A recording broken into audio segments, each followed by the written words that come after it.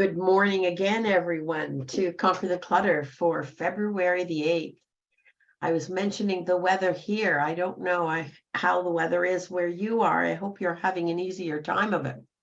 I just want to say that today, the material we're going to be talking about is about childhood influence as a result of the kind of support we got or not.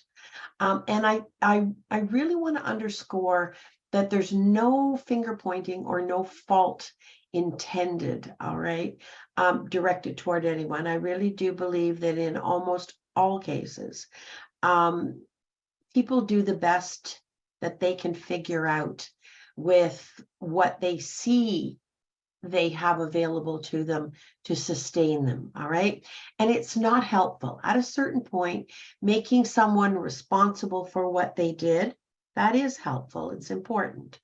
But blaming and holding on to that is never productive, all right? You can't move forward when you're hauling that rock along behind you. So sometimes we just need to acknowledge who was responsible if we were injured or neglected. And then either there's accountability, if that's possible, and then we put it down and we get on with healing, reclaiming the life that got disrupted in some way.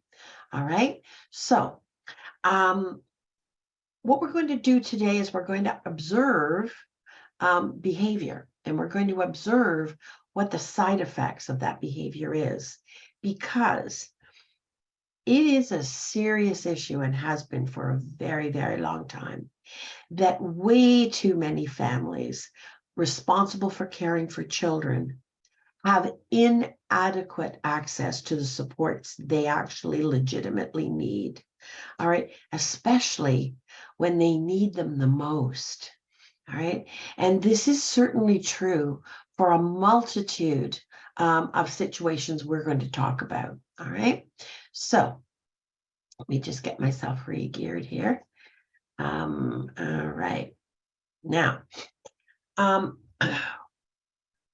when situations aren't what the individual, you as a child, needed, all right, that has a lasting side effect, but it isn't necessarily permanent. All right. So there are a multitude of blameless reasons as well. Neglect, abuse, anywhere on that continuum doesn't necessarily have to be intentional. All right. And some of those blameless reasons are that the people we were counting on were majorly overtaxed, not to mention, as I mentioned before, under-resourced. So the question I want you to reflect on today, with no blaming, no finger pointing, is, was your family stressed in any way or ways? Because we're about to discuss that, and we've been talking about it for a while you were growing up. So ask yourself, at what points in your life? One of the interesting things to do, if you can identify an age or an age range, is to go back on your own and do a little research about what the milestones, the developmental milestones were for you at that period, where you didn't get what you needed either, and you needed it most because you were, sorry, I have my phone on. Sorry, guys, this is going to be haphazard Wednesday. There we go. All right, now, so ask yourself, all right, and to what degree, just because it happened doesn't mean that for each and every one of us, even other brothers and sisters, that it happened to the same degree. But what it almost always does, well, pretty well always does, is that it interferes with the developmental milestones, what you were supposed to be developing and learning and really getting a handle on. All right. And when you go back and you do that research for yourself, individually, how it might have impacted you, that is a leg up to maybe some of the things that you might be more vulnerable to stumbling over. All right. Now, because you didn't see it then, if you didn't see it then and understand it in a helpful way, then chances are it might be a bit of a mystery to you still now that you're not really seeing. So just try that. It really does work. The other thing I want you, take your pen out, your pen and paper out now. We know somebody held their pen up. Wonderful. I'd like you to write down just a hunch, okay? You can come back to this later and when you've got more focus. But in what ways do you feel that you got left behind or you seriously didn't get what you needed and what you should have? And remember too, we're not just talking about families that were impoverished. This is not necessarily a socioeconomically determined set of neglect and abuse, all right? Just even if your family wasn't impoverished or deprived in some way, these lacks, these seriously miss the mark.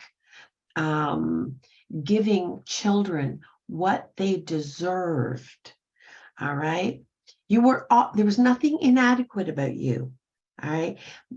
At whatever age you didn't get what you needed, you were always, even before you were a twinkle in your dad's eye, all right? You were always going to need those things at the age when you're talking about now. There was nothing wrong with you. You weren't a difficult child. There's no blame on you either. Long before they even knew they were going to have you, a child at this age was going to need those things. You just happened to be that child. All right, so let it go. Let all the messages that you've received from people who didn't want to take responsibility for what they weren't doing as parents and needed to do or have somebody else do seriously. All right. It's not about you being inadequate or difficult. So sometimes also it's just that even in a non-deprived family, for whatever reason, chosen or not, the people were seriously overtaxed. All right. Now, might have been their careers, might have been their hobbies, might have been their own mental health. All right. That was depriving them of having what you needed as a child. So when families are challenged, though, repeatedly and consistently, a natural consequence, it's natural to become exhausted and burned out. And when you do that, as an individual or as a family system, you and anybody in that family system become vulnerable to dysregulation. Why are we beating the drum still about dysregulation? Because that's one of the key elements in clutter at whatever level and right to the extent of serious and life-threatening hoarding. All right. Anywhere on that continuum, there's a disruption that is a problem in your ability to self-regulate. So when you don't have a steady hold on your own self-regulation as parents, it becomes difficult to regulate your children effectively. You can't give what you don't have. And if you didn't learn it, you can't pass it on. All right. Not only can't you pass it on, the modeling behavior, the values, the teaching, the coaching, all right, as parents, had to be consistent and predictable for the child to use it and absorb it effectively. All right. So the one-offs or the irregularity, the inconsistency, that just adds to the chaos. Children need consistent messaging. All right. But overstressed parents find what it actually takes for them to deliver their parenting role beyond their reach. And what's the effect on you as a child? First, it affects your development. All right. Your development of your entire stress response system, that which you can't count on reliably and you feel the need for, causes. Anybody here have anxiety? Anybody here have hypervigilance? Anybody here have any other negative? And we're going to talk too about when this happens habitually. All right. It becomes the norm. It's a treat when you get understood and listened to. What does the child do? Do you know? The natural response for the child is to withdraw. Anybody here depressed? All right. Can you see a pattern here? And can you see, we're not looking to offload blame. We're looking to parse it out and say, you know what, this is more complicated. It isn't just about me not being able, not being, fill in the blank with whatever the other word is. So when parents cannot be consistent and reliable, it builds unpredictability in results. And that, as a child who doesn't know, the most powerful way to disrupt someone is to give them irregular and unpredictable payoff of whatever, whether it's a noxious stimulus or it's the absence of a positive stimulus. That's the fastest way to make people crazy. All right, irregular and inconsistent. It isn't tied to anything, which means you have no control in your life as a little one. There's nothing that you can predictably count on. Now, that's the child. All right, that's not your destiny. We're talking about this so that you, A, stop blaming yourself, stop the counterproductive other blame. That ship sailed. Now we're going to be getting to, all right, now what do we do? All right. So every time, another thing, I want you to really reflect on how frequently did this erratic kind of maybe yes, maybe no, punishment or praise, acceptance, love, and praise. How inconsistent was that? Because every time that this unpredictability happens, guess what happens? Guess what happens to us? Our stress response, the whole blasted system, gets sensitized. Maybe this time, maybe not, maybe this time. Hyper alert. All right?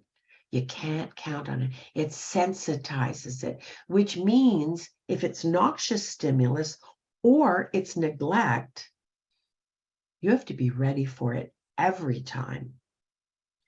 You have to be ready to compensate in ways personally as a child, to fill your own need. What did you fill it with? TV? What did you fill it with? It probably wasn't homework. What did you fill it with?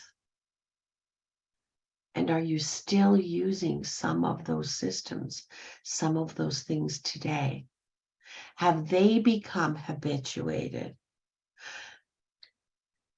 The love, the care, the attention, the being important enough to be listened to, heard, and acknowledged makes us feel whole. It makes us feel safe, and it makes us feel worthy. And if we didn't get that from the other, what are you turning to today to feel listened to, heard, loved, and worthy? Because that is a void that demands filling. That is the never-ending pursuit. All right, so it will also, that irregularity and inconsistency. So when you're blaming yourself for not being able to get up and get started and persist, and you've got a plan, but there's no action in sight. All right, okay. I want you to factor in, this is not the whole reason, because you're an adult now. All right, you are capable of healing. You are capable of something we'll talk a little more about in a minute, neuroplasticity. Your brain does continue to change and grow. You have to work at it. It's sort of like, those flabby arms when you're, getting ready for bathing suit season. It's the same thing with self-regulation. All right. You can practice it. You can grow that. Okay. So what changes it, though, is the ease with which we can self-regulate. All right. Why? Because that inconsistent, unreliable affirmation as parents, support, love, response, being heard and listened to and acknowledged, that inconsistency meant that the better part of the time, you couldn't actually prepare for anything. You had to be on hold, ready to backfill whatever their response was going to be. Can you see how that lessened your strength and skill set? The one you're capable of. You are capable of it. This is not something that died and will never come back. All right. It got really, really interfered with. So you didn't grow that muscle. All right. And the degree to which it happened as a child also, that makes a difference. The frequency and the degree. Now, this does not mean that these experiences give us a hall pass. All right. We are able to reparent ourselves in the ways that it didn't work the first time.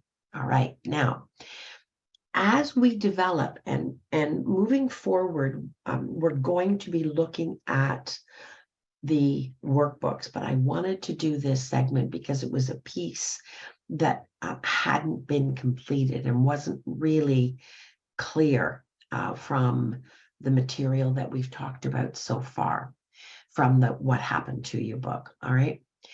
As we develop skills and strategies that are unique and helpful to you as an individual, your strategies may be different from the next person's. There's no formula here. All right. When we didn't learn them naturally, we learned to attend to potential interruptions. All right. How many people here have a plan, have a like an actual thought, a plan of what they want to do, and find themselves going, huh? Oh, was that about? Oh, was that the door? Oh, oh, oh, oh, oh, oh, oh, oh, oh, oh, oh. And it isn't just ADHD, folks. It isn't just ADD and ADHD. The degree to which you live with ADD and ADHD, all right, and aren't aware of it and ready for it, resourced for it, that'll increase it.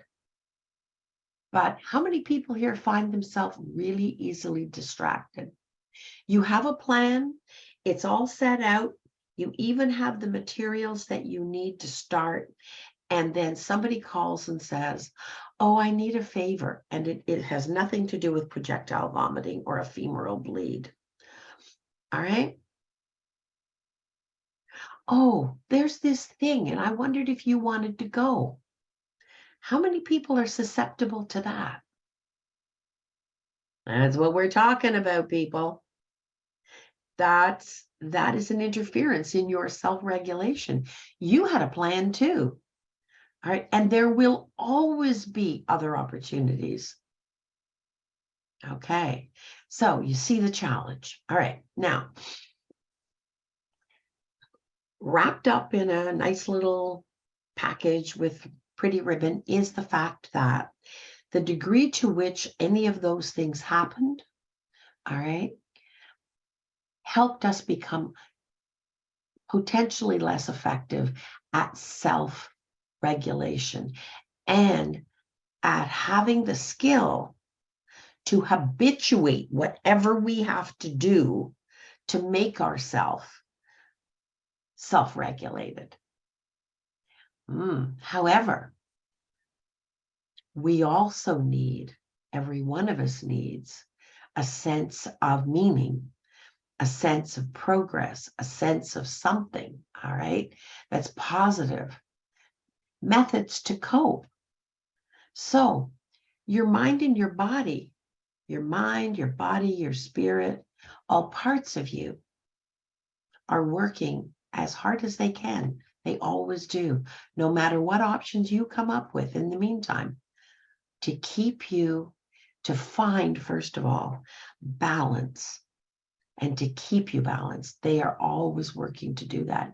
But you know, the degree to which you don't work with them, that you give into the impulses, that you allow the disruptions, that you don't set a course saying for the next 2 hours, I am going to get up, make myself coffee, get myself cleaned up and ready for the day, have something to eat, and it doesn't matter whether war's declared or whatever. All right? If the disruption does not involve projectile vomiting on my part or ephemeral bleed, that's what's going to happen. And I am going to give myself a routine simply to practice the routine muscle. All right? Because if we don't, if we give into the other distractions, we are going to exhaust that system that's trying to balance us. It knows what you need. It's the one that's saying to you, yeah, but what about you said, oh, there's that pile again. All right. And they are trying to adapt the very best way that they can figure out. And you're interfering with it. In fact, you're getting in the way of yourself. So when the energy gets sucked right out of you, and because of habituation of non-productive choices, and you see where that energy goes. Anybody? Okay. When you don't have the net result, the positivity, the pride in yourself, when you feel that you're covering, when you go out to work or you go out socially or whatever, and you feel a little tiny bit like you're passing, as opposed to, and if only they knew about the other parts of my life, or whatever it is you're not proud of, all right? Your energy is like a slow leak. You don't need to be perfect. You don't need to be any different than you are right now. But you do need to keep your word to yourself. You do need to set a plan Doesn't have to be a complicated plan. 1 or 2 things that you are going to do, and make yourself do them. Self-regulate. Now make them manageable. Don't make them, we're going to redecorate the whole house in 3 hours. All right. Or we're going to clean up that room that's been there for months in the afternoon. All right. There's a whole other problem with that. So when you habitually don't feel congruent, that despite how imperfect you are, you and I are, despite the fact that there still are things that you need to do and you know it, there are some things that you gave yourself your word you would do, and you did do them. Did you want to do them? Heavens, no. There's always something better to do. All right.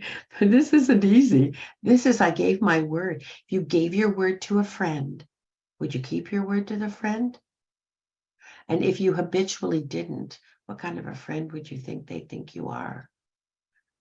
Be a better friend to yourself, please, starting today. Just on the little things. I love your dog, Crystal. I love your dog. Yay. Oh my gosh, she's cute. Sorry.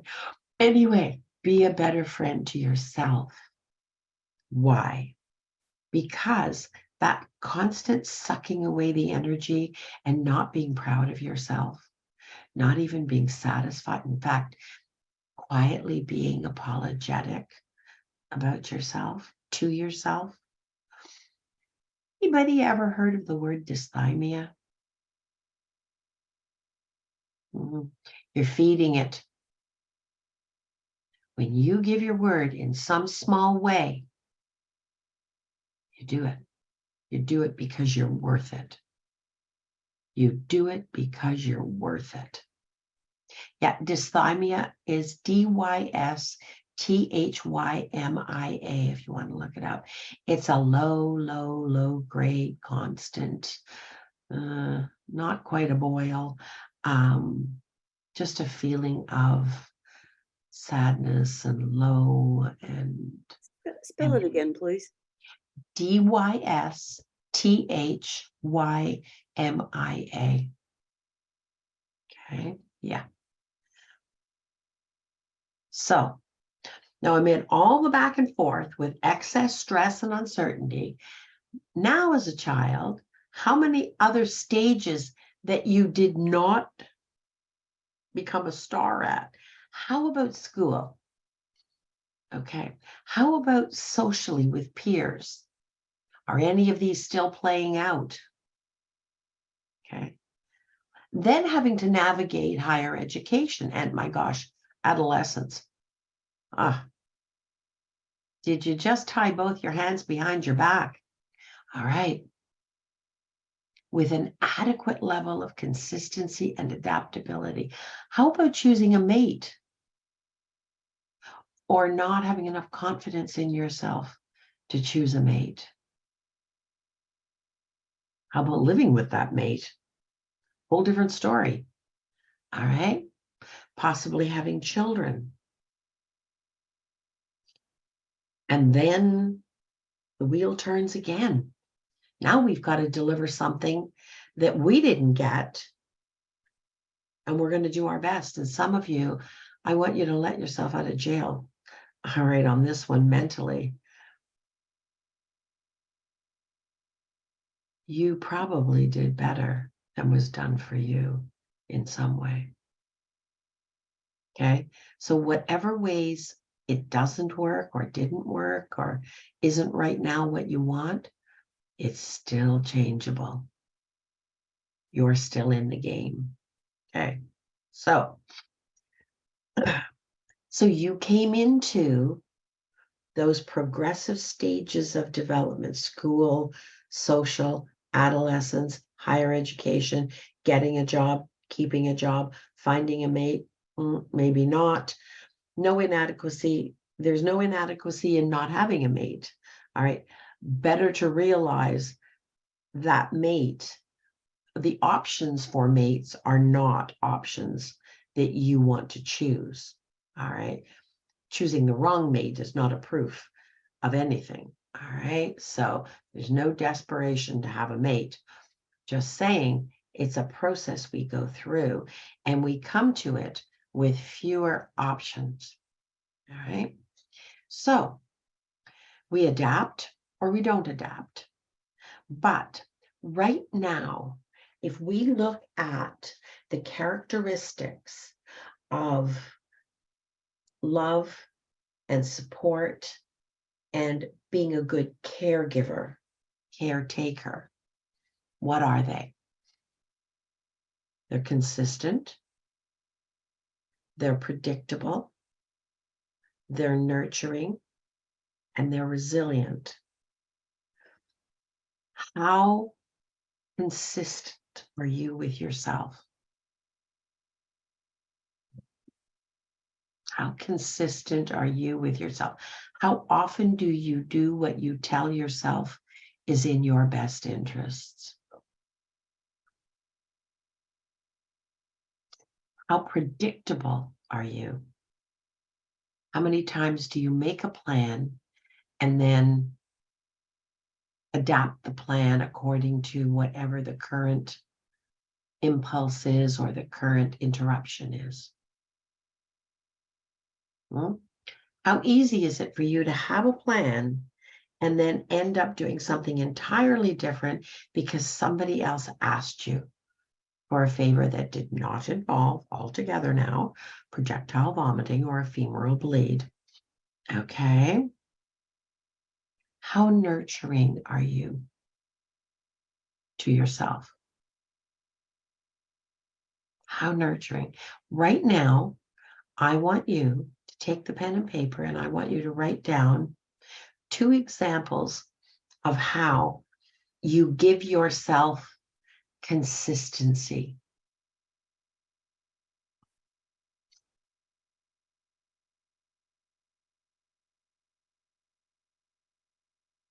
Now I want you to give yourself 2 examples of predictability.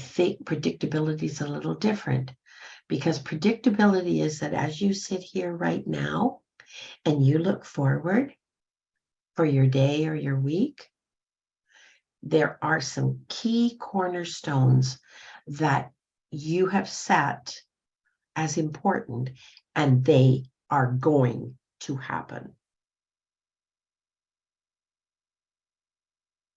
2 examples.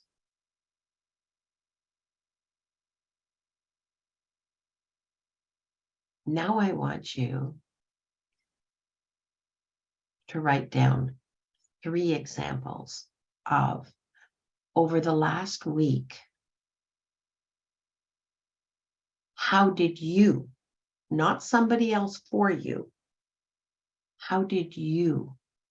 Now, so I would like you in kind, it may sound counterproductive, but I would like you to disqualify things like I had a massage, I went to the gym, I did, unless you go to the gym alone. If you go to a class, just for now, they are nurturing self-care, they are.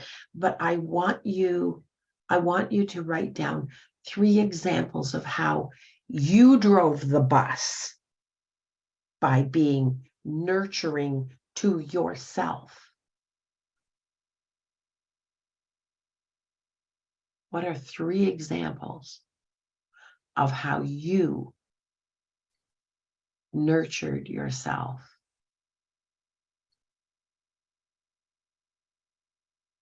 Some things that might qualify if you're a little bit puzzled.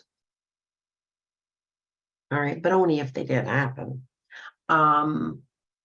Would be things like I made an awful mistake and I didn't beat myself up about it. I sat back and looked at what information was wrong, my assumptions, my knowledge, and I corrected it and I didn't beat myself up. Somebody else, I made a mistake and or less than informed comment and somebody made a snide remark. And I stood up for myself simply by saying, that's not helpful. That's the kind of nurturing. It's not just about giving yourself positives. It's also about protecting the little one in you from any further criticism for being less than perfect.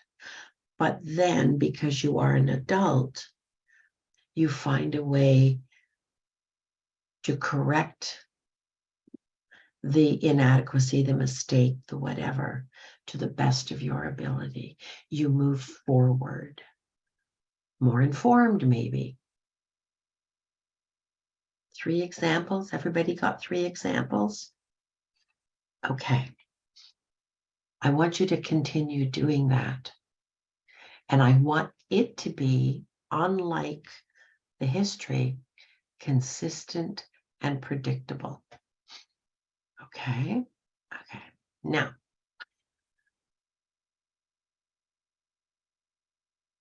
if there was actual abuse or neglect, then in your history, then know that that does set you up to be sensitized, all right, and to be under-resourced for positive, productive ways of dealing with things. And I would like you, A, to do more research on the type of neglect or abuse. I would like you to figure out what your developmental milestones were during the period of time you seriously weren't getting what you needed and you were entitled to. And then I would like you to make a plan for how you can be your own adoptive parent. You can adopt that child in you and start giving that child what they needed. And that will play out for you positively as an adult as well. Now, we've talked about how things can go wrong. Thank heavens for neuroplasticity, all right? We are capable of change. That's why you're here. That's why you're here every week, because you know that to be true, all right? It doesn't just happen, though, because we want change. If only it was that easy. We have to actively work to self-regulate because it's one of the easiest things not to do, all right? So now, one of the ways, because of the topic of Conquer the Clutter, in the whole hiccup of self-regulation, habituation, consistency, regularity, all right? Have you habituated as a result of not having a firm grip on your self-regulation, all right, in easy, doable, daily ways, nothing big, all right? Have you made it possible, in fact, likely, to live with unpleasantness, to live with the side effects of not self-regulating a little every day, having a firmer grip on your ability to self-regulate, to say you want to do something and then make yourself do it in doable, tiny, regular, consistent chunks? We're not talking about moving a mountain here. Okay. And has that, and does it still play out? And how does it play out in unsafe levels of clutter? Or just even unsatisfying, anxiety-producing, irritating degrees of disorganization. Sometimes it can just be disorganization, but disorganization continues to grow. All right. Now, all of what we talked about, the inconsistency, the irregularity, the lack, sometimes, getting coached in a kind, getting validated. How many people here are saying to themselves, I have a little bit of a gap or a hole in my own sense of worth? All right. It's time we started to find ways for you to backfill that. Because if you don't think you're worthy, if you're not worth the effort to give your word and keep your word to yourself in small, consistent, doable ways, can you see the side effects of dysregulation? That's dysregulation, people.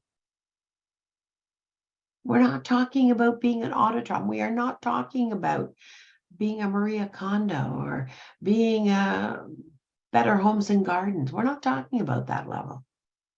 We're just talking about, I want that table clear. And by the end of the week, God darn it, it's going to be clear. I want to be able to eat at a table. I want to be able to sit in my preferred chair. I want to be able not to have to move things to get in and out of the door. I want to stop climbing over things, having to step over things. All right. So,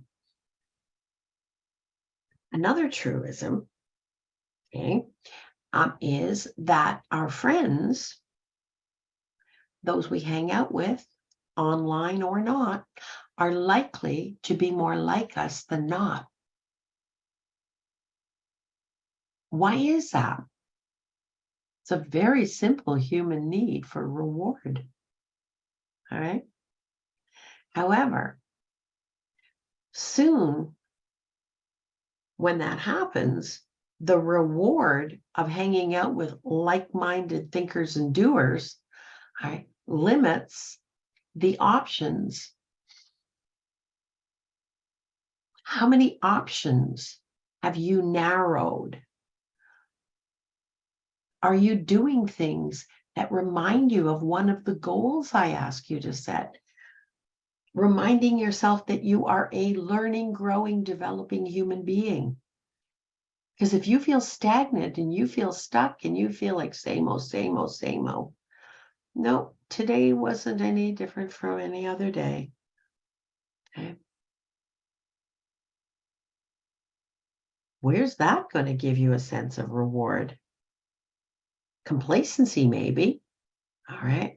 The healthiest way, all right, to find that reward is through relationships.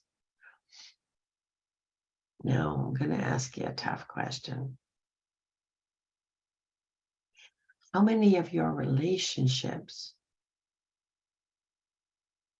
do you have with your things instead of with other people? Because your things will never love you back. That doesn't mean you shouldn't have them, or that you're not entitled to have them.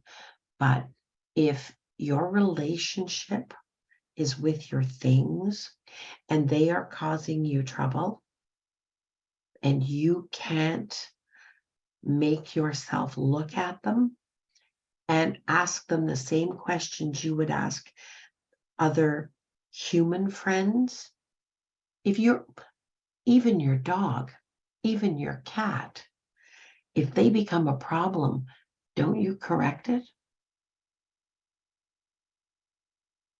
With friends, if they become not so friendly, don't you do some form of work to correct it, at least get it back on some kind of a positive side of the line? Right now, I want you to look around in your environment and I want you to see the things that you have a relationship with. Because if they're still in your environment, you either have a passive relationship with them. They're there because you just don't deal with them. Or you have an active relationship with them. They're there because they have meaning, value, and importance to you. If you have clutter, what that means is those things are either not in their rightful place because you haven't self-regulated to determine where its place is. And every day take one or two and put them in that place. It's really important. If your best friend hung out at your front door 24/7, how long do you think that friendship would last?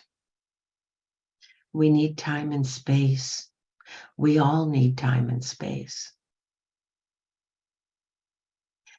If your things are hanging around and you are not assigning the home space for each and every one of them, one of the things you're neglecting is realizing that maybe the number exceeds the available space. The number of a type of thing. One of the next steps I'd ask you to consider, and this week, I'd like you to deal with relationships, human relationships and inanimate relationships. All right. And I'd like you to get those relationships on a better balance in some way that's kind of been niggling and bugging you. Maybe you need to have a talk with a friend. Maybe you just need to say something that's true because the relationship is a little out of whack. And maybe when you're talking to your things, all right, maybe you can explain, okay, one of two things is going to happen. I'm going to, one or two at a time, take things and put them in or as close to where they actually go, where its home space is. And you know it's home space. Close your eyes. You ask yourself, if I was looking for you, where would the first place be I'd look? That's its home space, because that is where you will always look for it first. All right? And when you start moving things to there or as close to there as is possible, one of the things you accomplish is you accomplish realizing how much you're expecting of that space. And then the next thing that happens is you say to yourself, I need more space. I need more space for these especially important things. And then you look at what's in the spaces close by. And then you have a decision to make. All right. Then you say, which of these two types of things is the most important to me? Which is going to get the space? And often what happens then is you realize that the adjoining things, maybe they're not, maybe the full number of them are not as important. Maybe there are some that you can identify that aren't your favorites. They just don't make the cut. Go back to Elaine's scaling process. Make friends with them again. What is your true relationship with those things? All right. Why? What do they give you? Friendships have to be reciprocal. If you're keeping something, it's got to give you something. All right. It's got to give you something back. So when you ask, which of these things make the cut? And you pull out the things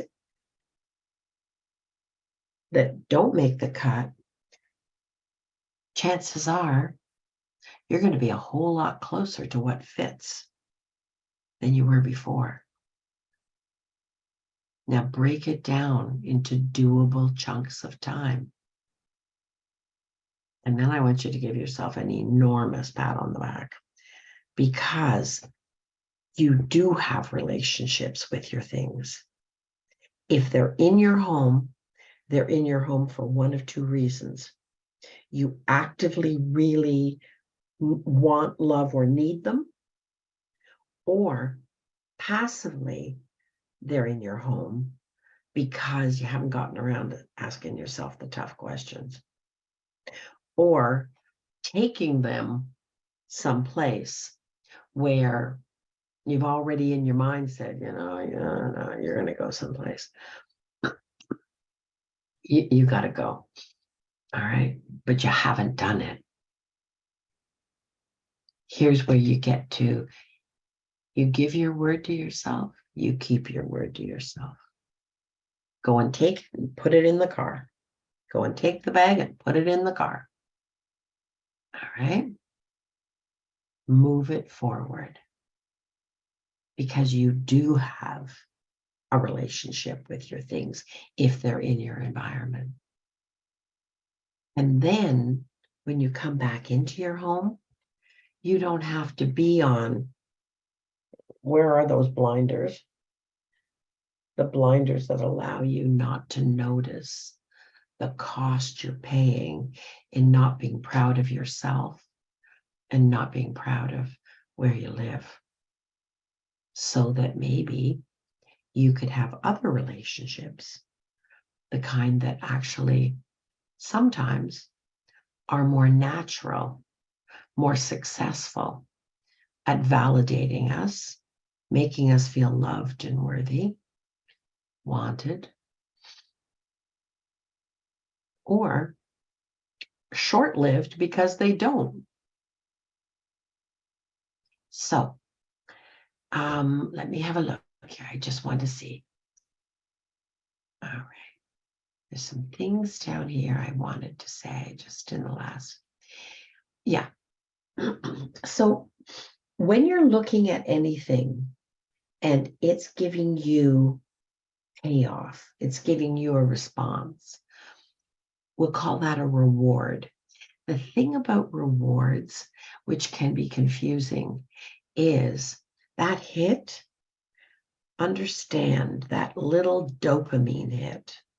All right, whether it's the shopping channel, whether it's finding something amid a pile, those little reward hits, they don't last for that long. All right, they are meant to be temporary. And so what does happen, what can become habituating, particularly if you are dealing with manipulative forms of influence, like the shopping channel, or like, there's only 3 left, get it now. All right. And then the countdown, 2 people are looking at this thing right now. Go on, put it in your cart. Those are manipulative. All right.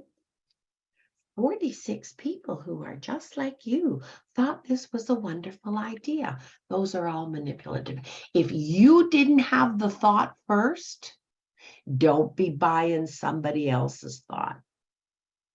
Remain independent, because you know yourself a whole lot better than they ever will.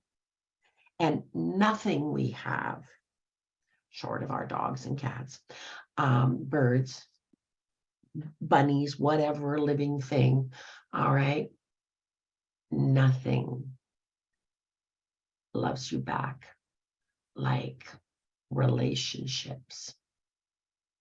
All right. Nothing loves you back like relationships. Don't settle. There is no purchase that is ever going to love you back. I don't care how great you look in the dress, never going to love you back. You, long before you put the dress on, long before whatever you've added in the way of reward, something that gives you that little dopamine hit. All right. That's short-lived. It's going to burn off. And then you're going to be exactly where you were before. All right. But a little poorer because somebody will have convinced you to do something. All right. And that little dopamine hit. All right. And the desire for another one just like it because it felt so good. All right. That is the cycle of dysregulation. It isn't innocent. So when we feel dysregulated, we'll wind up on this. Okay. It's natural. It's just natural to look for relief. And relief can come in a number of ways. We can self-medicate ourselves in a number of ways. How many people here, you don't have to put your hand up, just identify if it's true, self-medicate with TV? How many people here self-medicate because life isn't what they want it to be? You may have a wonderfully successful career, but it isn't giving you what you need. You need more. Video games, shopping, any behavior that allows you to disconnect from your feelings of dysregulation, all right? To seek comfort, to fill our need for reward. However, it turns out that they are all false leaders. Do you know what I mean? You know, when Shoppers Drug Mart puts milk on for $1, it's a loss leader. All of those other forms of self-medication are loss leaders. And they are just an attempt to address our need for meaning and connection because we're not finding it where we're looking. All right. You do matter. You go when you feel that there isn't meaning or connectedness. You go to the bathroom mirror. You make sure the lights are on and you look yourself straight in the eye, like I did with the story about feeling like just on empty at one point in my life. And I thought, I need strength. I don't have strength. I don't have the strength right now. I need strength. And I thought, I'm not going to buy some sales pitch by somebody else. Where in my life have I had strength? Where in my life have I found strength? And my father came to mind. And I went into the bathroom and I looked in the mirror and I said, doesn't matter how many times they knock you down. It only matters if you don't get up. Keep getting up. Keep getting up. You're Ken Birchall's daughter. And you can do this because wherever he is, he and your mom and everybody else who's on your side, they're with you. Okay, you're Ken Birchall's daughter, and you can do this. You don't know how right now, but you know you can. You're worthy, you're strong, you're loved, you're just not feeling it right now. So no matter what state you're in right now, positive or under-resourced, you find that person in your mind who gave you the message, the experience of strength and being worthy and loved. And wherever they are, I have news for you, they're still with you. But you need to find yourself in the mirror. And you need to tell yourself that you're worth more than the clutter. You deserve to live better with more self-satisfaction. And you don't have to change one thing about yourself as a human being. You just need to self-regulate. Baby steps this week, okay? And then we're going to start on healing. Because sometimes when, you have an owie and you're trying to get past it and deal with things that require the thing that is an owie, sometimes it helps to heal the owie better. We will see you next week for the beginning of healing the owies. Hey everybody, have an absolutely great week. Make it a great week. Can you do it?